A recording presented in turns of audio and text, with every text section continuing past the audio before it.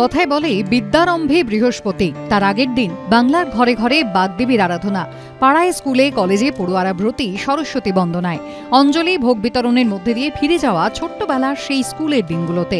এদিন হাতে খড়ি হলো বহু খুদের, গুরুমশায়ের হাত ধরে লেখা শুরু, শেখা শুরু আমরি বাংলা ভাষার অ আ ক খ।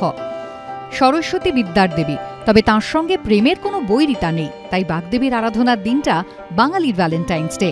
এবছর ভালোবাসার দিনেই সরস্বতী পুজো। ব্রহ্মার মানুষকন্যা সরস্বতী, এক হাতে তাঁর বীণা, অন্য হাতে পুস্তক। তাই পুস্তকের সঙ্গে যাদের সম্পর্ক সকলেই ব্যস্ত তাঁর আরাধনায়। প্রেমের দেবতা অল্পেতে সন্তুষ্ট না হলেও সরস্বতী কিন্তু সামান্যতেই খুশি। বিদ্যার্জন সহজ না হলেও দেবী কিন্তু অল্পেই সন্তুষ্ট। সামান্য ফুল মিষ্টি, বেলপাতা আর দোয়াত কলম, মন্ত্রতন্ত্র নিয়মকানুন তেমন কিছু নয়। সরস্বতী কিন্তু কলাবিদ্যারও দেবী, তাই শিল্প সাধনা যারা করেন তারাও আজ পুজোয় ব্যস্ত।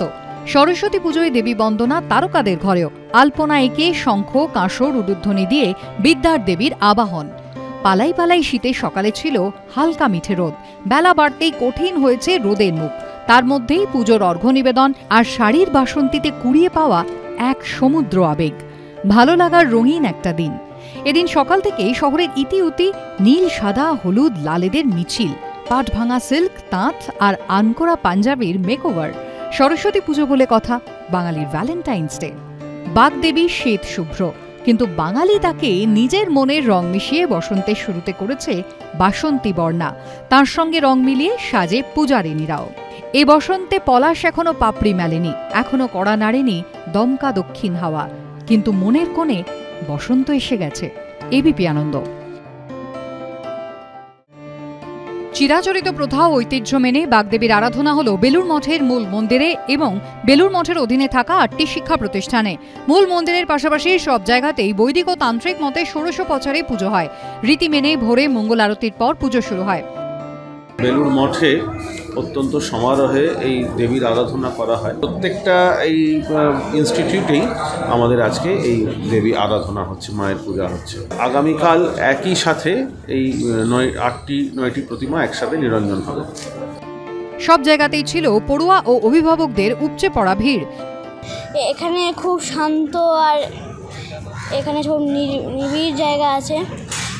খুব ক্লান্ত, যারা বেশি ভালো লাগে এখানে আসলে। খুব ভোর থেকে এখানে মায়ের অঞ্জলি, পুজোর কাজ এইসব চলছে। এখন এই সব ছোট ছোট ছেলেমেয়েরা হাতে খড়ি হবে। খুবই শান্তির জায়গা, পবিত্রতার জায়গা, তাই আমরা প্রত্যেক বছর এখানে আসি। পুজোর পর ফল প্রসাদ ও খিচুড়ি ভোগ বিতরণ করা হয়। বৃহস্পতিবার দর্পণ বিসর্জনের পরে সব প্রতিমার একসঙ্গে নিরঞ্জন হবে বেলুড় মঠে। অন্যদিকে মহা ধুমধামে সরস্বতী পুজো হলো দক্ষিণ কলকাতার লেক কালীবাড়িতে। ভক্ত সমাগমে রীতিমতো উৎসবের চেহারা নেয় লেক কালীবাড়ি। এবার 14 বছরে পড়ল লেক কালীবাড়ি সরস্বতী পুজো। সকাল থেকে পুষ্পাঞ্জলি দেওয়ার জন্য ছাত্রছাত্রীরা ভিড় করে। অভিভাবকরা ছোটদের নিয়ে এসেছিলেন হাতে খড়ির জন্য। মানুষের ধারণা এই লেক কালীবাড়ি মা করুণাময়ী মায়ের এই মন্দিরে এখান থেকে হাতে খড়ি হলে পরে তাদের সন্তানাদি সুন্দরভাবে পড়াশোনা করবেন এবং তারা বহু কিছু আশা করেন তাদের থেকে। এবং এই আশার জন্যই তারা কিন্তু আজকে লেক কালীবাড়িতে এই বহু দেখছেন যে বিরাট ভিড়।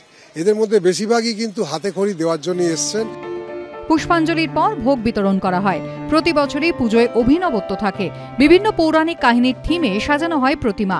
এবারও ছিল সেই অভিনবত্ব। ভাস্কর ঘোষ ও সঞ্চয়ন মিত্রের রিপোর্ট, এবিপি আনন্দ।